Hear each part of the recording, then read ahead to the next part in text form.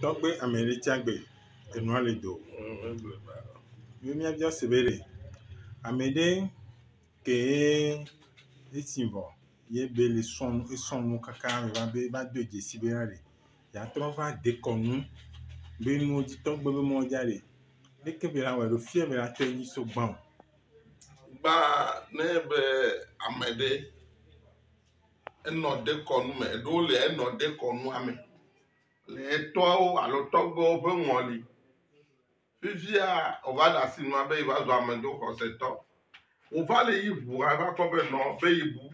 Ya trova megbe domea. Amedo le o afa ko bugbe.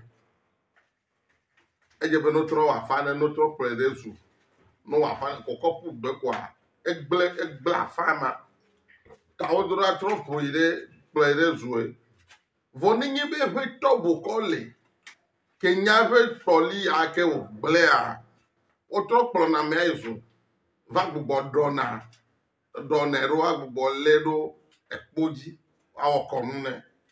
O ma ga pu de konne ne ma. Voni me wa afa kro ola. We je na afa anya poli ke jele. Le poli ma me ja nya bere vodu yo le poli me na yeke. O do ma hia hu no enye, do ma hia sapate se enye, do ma hia agblede le enye anya kone do ko anje komonyi.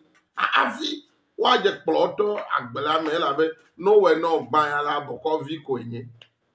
Auto na me kaka afi ava no yi wo ava ro ajogba na o me afi ava zu boko ga. Afi o cha wa do zu ava na fa wa na mo. Nenye be le poli me no bo ja te wa fa na me. Ala me boko le sa re wona fo ya che poli mo no na me. Nene ma e Enuale ma.